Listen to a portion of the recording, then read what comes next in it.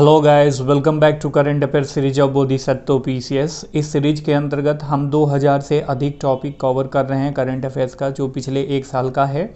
और इसमें जो है आपका अप्रैल 2021 से मार्च 2022 तक का जो भी करंट डेवलपमेंट है उसको हम कवर कर रहे हैं। और इस सीरीज के अंतर्गत अभी चल रहा है इकोनॉमिक करंट अफेयर्स, और आज इसका जो है पार्ट 2 है। पार्ट 2 में पढ़ेंगे नवंबर 2021 से सितंबर 2021 तक के जो भी महत्वपूर्ण 67वीं बीपीएससी के एग्जामिनेशन के लिहाज से है वो करंट डेवलपमेंट इकोनॉमी से रिलेटेड। इसके पहले पार्ट में हमने जो है आपका फैब 2022 से दिसंबर 2021 तक के करंट इकोनॉमिक करंट डेवलपमेंट को देखा था। यदि मिस किया तो नीचे डिस्क्रिप्शन बॉक्स में लिंक है, या यहाँ पे राइट कॉर्नर पे आई बटन का सिंबल आ रहा है, उस पर आप क्लिक करके देख सकते हो। चलिए शुरू करते हैं।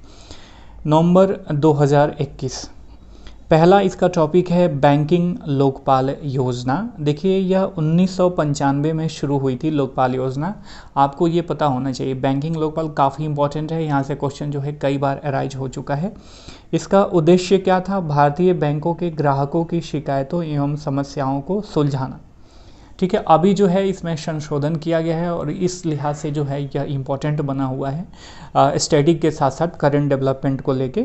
इसमें संशोधन के द्वारा जो है यह वर्ष 2018 में जो है NBFC non banking financial companies के लिए लोकपाल योजना, और 2019 में डिजिटल लेन देन के लिए लोकपाल योजना का आरंभ किया गया है। तो आपको ये पता होना चाहिए बैंकिंग लोकपाल योजना क्या है। और जो है अभी हाल ही में 2018 में एनबीएफसी के लिए और 2019 में जो है जो भी हम डिजिटली रूप से लेन देन करते हैं उनके लिए भी जो है यह लोकपाल योजना का विस्तारण किया गया है, इसमें संशोधन करके। ठीक है, तो कोई आपसे पूछेगा बैंकिंग लोकपाल योजना क्या है तो आपको पता होना चाहिए, कब शुरू किया गया था ये भी पता होना चाहिए माय डियर फ्रेंड। इकोनॉमिक्स से स्टैटिक और करंट दोनों का यहाँ से क्वेश्चन अराइज होने की संभावना है। आगे बढ़ने से पहले आपसे रिक्वेस्ट है, if you are new at my channel then please do subscribe my channel and hit the bell icon for all the new notification. और इस सीरीज से जुड़ना चाहते हैं, इसके पेड ग्रुप से जुड़ना चाहते हैं तो नीचे वीडियो के डिस्क्रिप्शन बॉक्स में प्रोसीजर दिया हुआ है, उसे फॉलो करके मात्र मिनिमम चार्ज है उसे पे करके आप पेड ग्रुप जुड़ के इसके PDF का भी आप बेनिफिट ले सकते हैं। हमारा अगला टॉपिक है भारतीय रिजर्व बैंक के द्वारा PCA फ्रेमवर्क में संशोधन। PCA क्या है? PCA जो है प्रॉम्प्ट करेक्टिव एक्शन। ठीक है, इसका फुल फॉर्म क्या है? Prompt corrective action. हालांकि जब कहने का मतलब है जब आवश्यकता पड़े तभी उसमें जो है उसके सुधार के लिए जो है कार्य किया जा सके या कोई स्टेप लिया जा सके, इसका सिंपल अर्थ ये हुआ। ठीक है, अब PCA का उद्देश्य क्या है देख लेते हैं। बैंकों की स्थिति पर निगरानी रखते हुए उचित समय पर, जैसा कि मैंने पहले रिसाइट किया, पर्यवेक्षी हस्तक्षेप अर्थात सुपरवाइजरी इंटरवेंशन को जो है सक्षम बनाना जो है PCA का अर्थात प्रॉम्प्ट करेक्टिव एक्शन का जो है यह उद्देश्य है। इसमें होता क्या है कि जब भी कोई संकट आती है किसी भी बैंक या वित्तीय संस्थानों पे, तो उस समय उस इकाई के वित्तीय स्वास्थ्य को बहाल करने के लिए उपचारात्मक उपायों को जो है बहाल किया जाता है। मान लीजिए कोई बी यहाँ पे बैंक है, ठीक है, और ये प्रॉम्प्ट करेक्टिव एक्शन के अंतर्गत आ रहा है, तो जो भी पर्यवेक्षक यूनिट है या इकाई है इसके वित्तीय फाइनेंशियल हेल्थ को देखेगी और उसको लगता है कि इसका फाइनेंशियल हेल्थ ख़राब हो गया, अर्थात ये किसी ऐसे संस्था को लोन दे दिया जहां से लोन रिटर्निंग का चांसेस नहीं होता है, या बैंक करप्ट होने वाली है या संस्था बंद होने वाली है, तो जो है प्रॉम्प्ट करेक्टिव एक्शन के तहत जो है इस संस्था को अर्थात इस बैंक को बचाने की कोशिश की जाती है। ठीक है, अगला जो हमारा टॉपिक है यह है नायका। नायका देखिए काफ़ी इम्पॉर्टेंट है क्योंकि इसमें यह जो है महिला द्वारा स्थापित पहली यूनिकॉर्न कंपनी है। ठीक है, तो नायका से बहुत सारे लोग फैशनेबल सामान खरीदते हैं, हमारी बहनें अधिक खरीदती होंगी, उनको पता होगा नायका।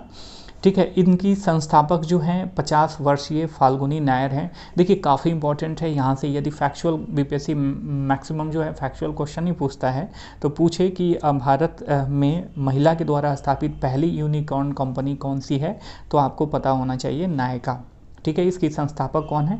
फाल्गुनी नायर, जो 50 वर्षीय की अवस्था में 50 वर्ष की हैं अभी, और इसकी स्थापना जो है 2012 में इन्होंने की थी। अभी इनकी संपत्ति जो है $6.5 अरब के बराबर है। ठीक है, यूनिकॉर्न क्या होता है? देखिए ये इकोनॉमी का जो है स्टैटिक टर्म है, you should know about this. Unicorn ऐसे स्टार्टअप्स होते हैं जिनका बाजार मूल्य जो है $1 बिलियन या उससे अधिक हो जाता है। तो अनअकैडमी आपने देखा होगा, रोमन सैनी सर का लर्निंग प्लेटफॉर्म है, ये भी यूनिकॉर्न में है। बहुत सारी ऐसी संस्थाएं जो नए नए लोगों के द्वारा इस्टेब्लिश की गई हैं आज से 4-5 साल 5-6 साल पहले, अभी वो यूनिकॉर्न के स्टेटस में हैं। यूनिकॉर्न का क्या मतलब हुआ? स्टार्टअप हैं लेकिन उनका बाजार मूल्य जो है $1 बिलियन से है या उससे अधिक है। अब अगला जो टॉपिक है हमारा सामरिक तेल भंडार। देखिए ये टॉपिक जो है अपने आप में अपने आप को ही डिफाइन कर रहा है। कभी भी कोई टॉपिक पढ़े ना माय डियर फ्रेंड, तो मैं आपसे रिक्वेस्ट करना चाहता हूँ कि थोड़ा सा रुक जाइए। सामरिक तेल भंडार, आपको सोचना है कि सामरिक तेल भंडार का मतलब क्या हुआ। तो पहले आप खुद से सोचने की कोशिश करो, उसके बाद पढ़ो। इसको बोलते हैं ऑपरेशनल और एक्टिव लर्निंग। देखिए 23 नवंबर 2021 को भारत ने अपने सामरिक तेल भंडार से 50 लाख बैरल कच्चे तेल को जो है निर्मुक्त करने का निर्णय लिया है। ठीक है, निर्मुक्त ऐसा क्यों कर रहा है? देखिए यह जापान, अमेरिका और चाइना के स्टेप पे चलते हुए जो है ऐसा कदम उठाया है। और यह ऐसा क्यों कर रहा है? जो भी तेल की अंतर्राष्ट्रीय कीमतों का जो बढ़ावा हो गया, अंतर्राष्ट्रीय कीमतें बढ़ गई हैं तेल की, उन कीमतों को जो है कम करना। ठीक है, इसका उद्देश्य है। अब देखिए भारत जो है भूमिगत भंडार गृहों में 5.33 मिलियन अर्थात 33 मिलियन टन जो है कच्चे तेल का भंडार करता है। यह अपने पहले चरण में विशाखापट्टनम, मंगलुरु और विशाखापट्टनम आपको पता है कि आंध्र प्रदेश में है, मंगलुरु तथा पाडुरु जो है कर्नाटक में है, यहाँ पे तेल भंडारों की जो है स्थापना की है। तो आपको यहाँ पे पता चल गया कि सामरिक तेल भंडार क्या है। क्वेश्चन यहाँ से राइट हो सकता है। अगला जो हमारा टॉपिक है वह है logistic ease across different state report 2021। इसका नाम है LEADS, LEADS। LEADS stand for logistic ease across different state reports 2021। Logistic ease क्या होता है कि जो भी परिवहन है, जो भी हम सामान का ढुलाई करते हैं, वो किसी स्टेट में कितना आसान है, इसी के बारे में यह रिपोर्ट है। ठीक है, इस शब्द को, इस वाक्यांश को जो हेडलाइन है देखने से पहले प्रतीत तो यही होता है। देखिए 7 नवंबर 2021 को वाणिज्यिक एवं उद्योग मंत्रालय तथा डेलॉयट कंपनी के द्वारा यह रिपोर्ट जारी किया गया। पहली बार इसे 2018 में जारी किया गया था। इसका उद्देश्य क्या है? भारत के राज्यों में लॉजिस्टिक ईज को तुलनात्मक रूप से प्रदर्शित करना। जैसा कि मैंने पहले बताया, देखिए इसमें लॉजिस्टिक ईज की बात करें तो गुजरात इसमें प्रथम स्थान पे है, हरियाणा द्वितीय, पंजाब तृतीय, तमिलनाडु चौथा, महाराष्ट्र पांचवा है। यदि यूटी की बात करें अर्थात यूनियन टेरिटरी की बात करें, संघ शासित क्षेत्रों की, तो दिल्ली जो है इसमें प्रथम स्थान पे है। उसके बाद बताया गया है कि यूपी और UK, UK stand for Uttarakhand, आप यूनाइटेड किंगडम मत समझ लेना। यूपी और यूके तथा झारखंड अपनी रैंकिंग में जो है सर्वाधिक सुधार किए हैं। तो हमने देखा logistic ease across different state reports 2021। यहाँ से क्वेश्चन कई तरीके से राइज हो सकते हैं। किसके द्वारा जारी किया गया? इसमें जो है जो हायर रैंकिंग स्टेट्स हैं उनके बारे में पूछा जा सकता है। अगला जो हमारा टॉपिक है वह है राष्ट्रीय बहुआयामी गरीबी सूचकांक, मल्टी डायमेंशनल गरीबी सूचकांक। यह नीति आयोग के द्वारा जारी किया गया कब? 25 नवंबर 2021 को। निष्कर्ष क्या निकाला? देखिए जब निष्कर्ष निकला तो काफ़ी ज़्यादा जो है बवाल भी मचा था इसको लेके, और हमारे जो मुख्यमंत्री, आदरणीय मुख्यमंत्री श्री नीतीश कुमार जी हैं, उनके द्वारा कहा गया कि भैया जब हम इतने ही गरीब हैं तो हमको विशेष राज्य का दर्जा दे दो। हमने काफ़ी प्रयास किया इस 10-15 सालों में, लेकिन हम उतने डेवलप नहीं हो रहे हैं, तो हमें डेवलप करो, हमें सहायता करो डेवलप करने को लेके। तो निष्कर्ष क्या है इस रिपोर्ट का? बिहार में सर्वाधिक गरीबी जो है इस रिपोर्ट के द्वारा दर्ज करी गई है। ये बता रहा है कि 51.91% लगभग ये 52% के बराबर हुआ। जो आबादी है बिहार की वो अंडर बिलो पॉवर्टी लाइन जो है निवास करती है, रहती है, अपना जीवन यापन करती है। उसके बाद झारखंड आता है 42.16% के साथ सेकेंड स्थान पर। उसके बाद 36.7 लगभग % के बराबर यूपी जो है तीसरे स्थान पे आता है। केरल, गोवा, सिक्किम और तमिलनाडु और पंजाब ने पूरे भारत में सबसे कम जो है गरीबी दर्ज की है। केरल में जो है मात्र 0.71% जनसंख्या जो है बिलो पॉवर्टी लाइन रहती है। गोवा में 3.76 और सिक्किम में 3.82%। यूटी की बात करें तो पुडुचेरी सबसे धनी है, यहाँ पे मात्र 1.72% आबादी जो है बिलो पॉवर्टी लाइन में रहती है। सबसे कम गरीब है दिल्ली, जबकि वहीं दिल्ली जो है 4.79% के साथ यूटी में जो है चौथे स्थान पे आता है। अब देखिए राष्ट्रीय बहुआयामी सूचकांक का क्या मतलब हुआ। देखिए राष्ट्रीय का मतलब आप समझते हो राष्ट्रीय होता है, बहुआयामी का मतलब कि यह गरीबी सूचकांक जो निकालते हैं उसको बहुत आयाम से मल्टी डायमेंशनल अप्रोच के साथ निकालते हैं। पहले गरीबी जो है केवल कैलोरी आवश्यकता पे मापी जाती थी, लेकिन हुआ क्या, अब इसमें जो है शिक्षा, स्वास्थ्य और जीवन स्तर को भी समाहित किया गया है। तो कभी कभी क्वेश्चन यहाँ से भी अराइज होता है माय डियर फ्रेंड्स कि बहुआयामी गरीबी सूचकांक के घटक कौन से हैं। तो आपको पता होना चाहिए शिक्षा, स्वास्थ्य और जीवन स्तर, 3 घटक होते हैं। इनके सब पार्ट भी बहुत हैं, लेकिन हम मेनली जो है इसके 3 घटक हैं। इसकी अवधारणा जो है यूएनडीपी अर्थात UNDP stand for United Nation Development Programme के द्वारा वर्ष 2010 में जो है मानव विकास रिपोर्ट के लिए जो है की गई थी। ठीक है, अगला जो हमारा टॉपिक है वह है मजदूरी दर सूचकांक की नई श्रृंखला। यह जो है केंद्रीय श्रम मंत्रालय ने वर्ष 2016 को आधार मानते हुए मजदूरी दर सूचकांक की नई श्रृंखला जारी की है। तो अब कोई कहे कि मजदूरी जो दर है इस सूचकांक की आधार वर्ष क्या है, तो अब 2016 हो गया। नई श्रृंखला में जो है 37 उद्योगों को शामिल किया गया है। ठीक है, अगला जो हमारा प्रश्न टॉपिक है वह है विशेष क्रेडिट लिंक्ड कैपिटल सब्सिडी योजना। इसका आरंभ 19 नवंबर 2021 को गुवाहाटी में हुआ था। लाभार्थी कौन है इसमें सेवा क्षेत्र के एमएसएमई उद्यमों के लिए जो है यह योजना शुरू की गई है। जो भी सर्विस सेक्टर में मीडियम में और स्मॉल इंटरप्राइजेज हैं उनको टारगेट करके शुरू की गई है। यह सेवा क्षेत्र के उद्यमों को प्रौद्योगिकी संबंधी आवश्यकताओं को पूरा करने में जो है मदद करेगी। तो आपको क्रेडिट लिंक्ड कैपिटल सब्सिडी योजना पता चल गई माय डियर फ्रेंड। अगला जो टॉपिक है काफ़ी इंपॉर्टेंट है, एसडीजी शहरी सूचकांक 2021-22। 23 नवंबर 2021 को भारतीय शहरों के लिए इसे जारी किया गया। इसका लक्ष्य क्या है, एसडीजी लक्ष्यों को स्थानीय बनाने और स्थानीय स्तरों पर सतत विकास लक्ष्यों को लेकर मजबूत प्रगति निगरानी प्रणाली अर्थात प्रोग्रेसिव मॉनिटरिंग सिस्टम जो है स्थापित करना है।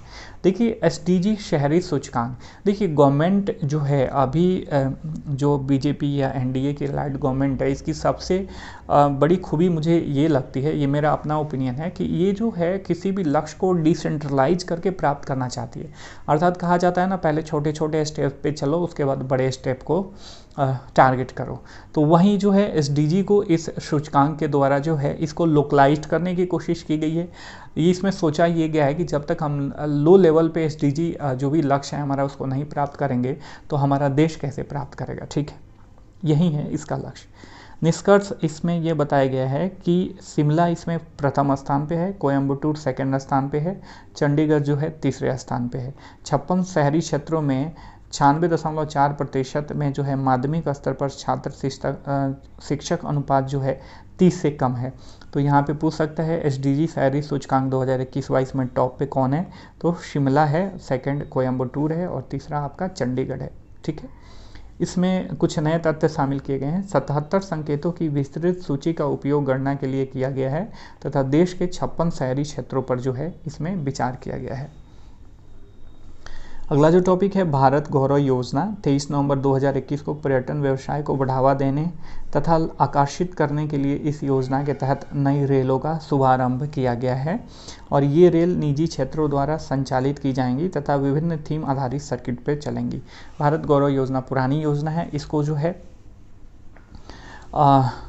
23 नवंबर 2021 को जो है इस योजना के अंतर्गत जो है पर्यटन व्यवसाय को बढ़ावा देने और आकर्षित करने के लिए नई रेलों का शुभारंभ किया गया है। और सबसे विशेष बात यह है कि ये नई रेल जो है प्राइवेट सेक्टर के द्वारा चलाई जाएंगी। पूर्वांचल एक्सप्रेसवे काफ़ी इंपॉर्टेंट है। 16 नवंबर 2021 को जो है पीएम के द्वारा जो है इसका उद्घाटन किया गया। यह जो है गोसाईनाथ जो कि लखनऊ में है, इसके चांदसराय गांव से हैदरिया गांव जो कि गाजीपुर डिस्ट्रिक्ट में है तक जाएगी। इसकी कुल लंबाई जो है 340.8 किलोमीटर और 6 लेन आधारित जो है यह राजमार्ग है।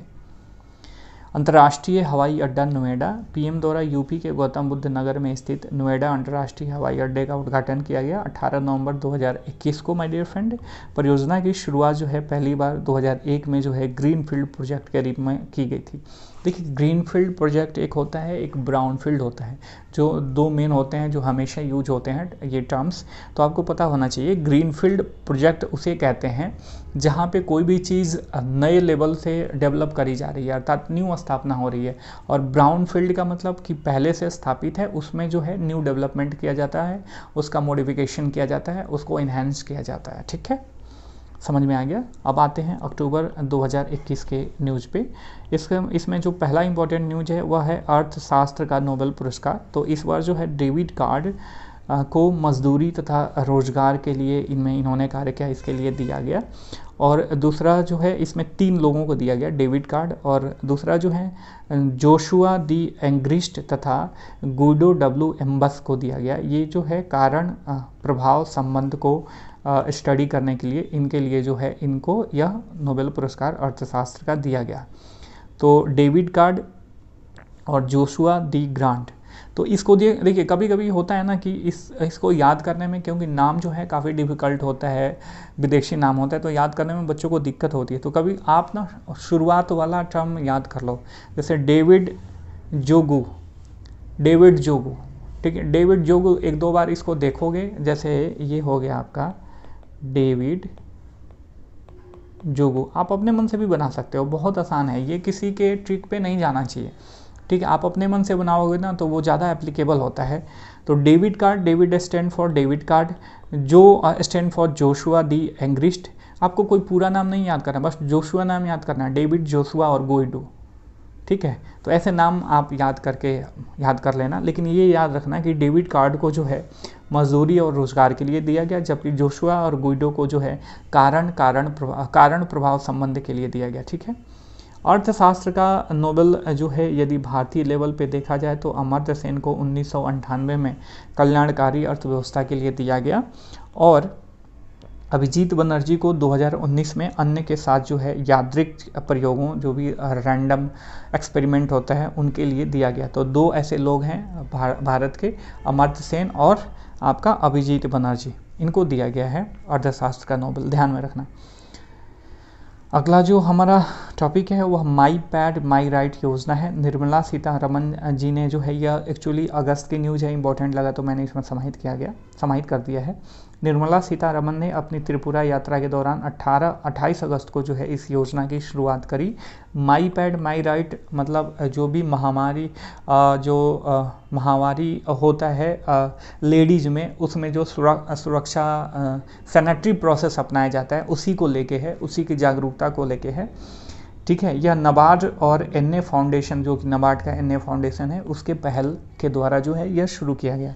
तो माई पैड माई राइट योजना किसके द्वारा शुरू किया गया?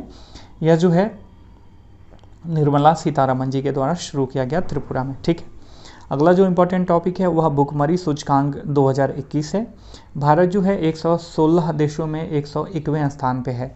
ठीक है, जबकि 2020 में जो है इसका स्थान जो है 94वां था 107 देशों में, तो घट गया है। इस चीज़ को ध्यान में रखना।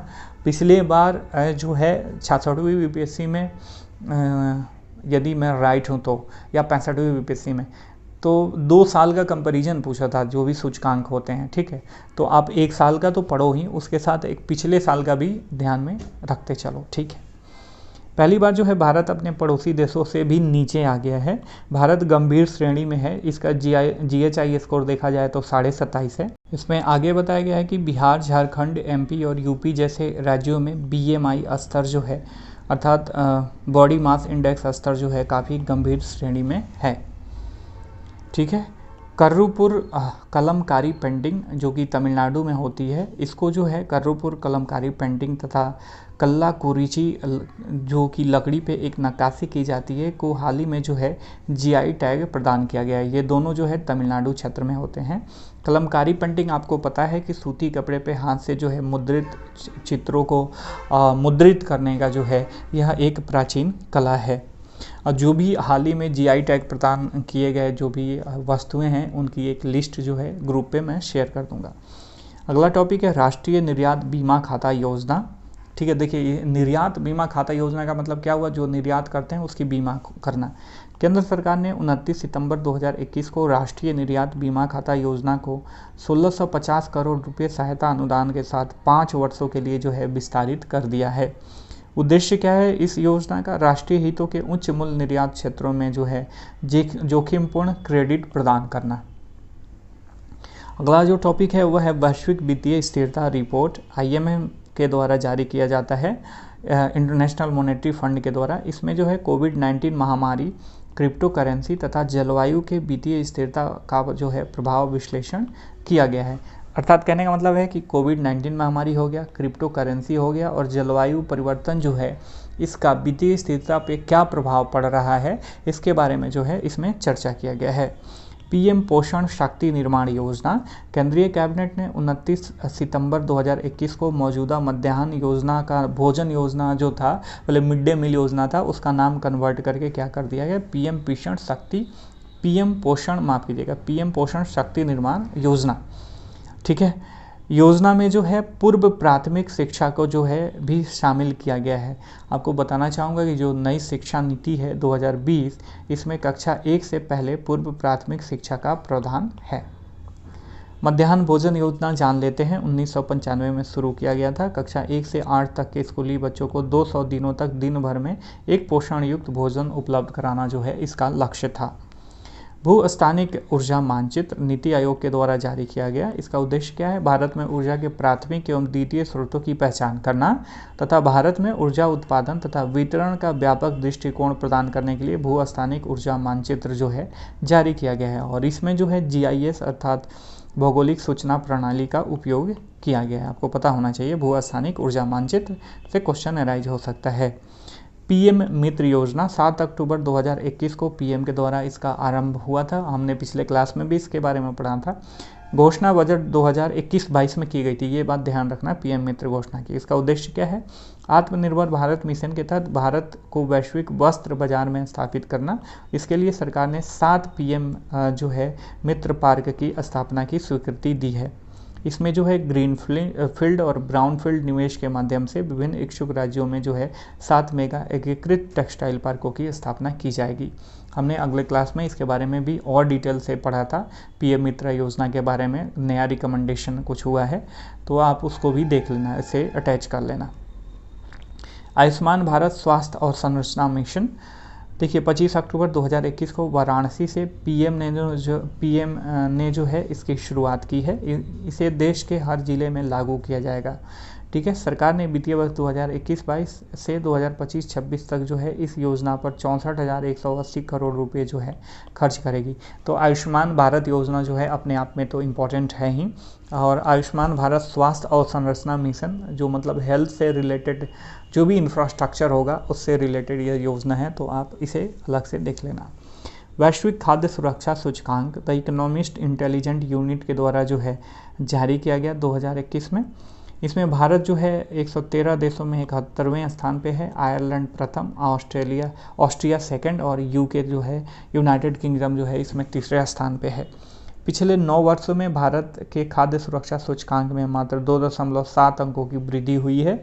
अभी 2021 में देखा जाए तो इसका सूचकांक जो है वह 57.2 है इसमें अंक इस सूचकांक पे, जबकि 2012 में मात्र 54.5 के बराबर था, मतलब मात्र 2.7 अंकों की इसमें वृद्धि हुई है। इमरजेंसी क्रेडिट लाइन गारंटी योजना 4.0 योजना का उद्देश्य क्या है, MSME और अन्य व्यावसायिक उद्यमियों पर 3 लाख करोड़ के कोष के साथ जो है कोविड-19 संकट के प्रतिकूल प्रभाव को जो है कम करना। तो कोविड-19 से जो भी प्रतिकूल एडवर्स इफेक्ट पड़े थे MSME सेक्टर्स पे, उनको जो है मिटिगेट करना, कर्व डाउन करना। ठीक है, इसका उद्देश्य है। 29 सितंबर 2021 को केंद्र सरकार ने इसे 31 मार्च 2022 तक जो है विस्तारित कर दिया है। अगला हमारा रिपोर्ट है इकोनॉमिक आउटलुक रिपोर्ट, 12 अक्टूबर 2021 को IMF के द्वारा जारी किया गया। IMF ने भारतीय अर्थव्यवस्था में वर्ष 2021 के लिए 9.5% और 22 के लिए 8.5% जो है आर्थिक वृद्धि का अनुमान लगाया है। काफ़ी इंपॉर्टेंट है, यहाँ से क्वेश्चन सीधे राइज हो सकता है, तो ध्यान रखना। अगला जो है हमारा टॉपिक है वह है राष्ट्रीय डिजिटल पशुधन मिशन। 7 अक्टूबर 2021 को राष्ट्रीय दुग्ध विकास बोर्ड आनंद, जो कि गुजरात में आपको पता होगा, में इसका उद्घाटन हुआ। उद्देश्य क्या है? पशुधन के लिए किसान केंद्रित प्रौद्योगिकी सक्षम पारिस्थितिकी तंत्र का जो है निर्माण करना। मतलब किस पशुधन के लिए किसानों को जो भी सहायता देना है उसके लिए जो है एक प्रौद्योगिकी का उसमें समावेशन करना और ऐसे बहुत सारे टेक्नोलॉजी का डेवलप करना और पोर्टल वगैरह एप्लीकेशन वगैरह डेवलप करना। विश्व खाद्य दिवस 16 अक्टूबर 2021 को मनाया जाता है। यह खाद्य एवं कृषि संगठन, जो कि यूएन का पार्ट है, की स्थापना जो हुई थी 16 अक्टूबर 1945 को, उसी के जन्म दिवस के अवसर पर जो है मनाया जाता है। अब आते हैं सितंबर 2021। पहला जो हमारा टॉपिक है वह जैविक कृषि है।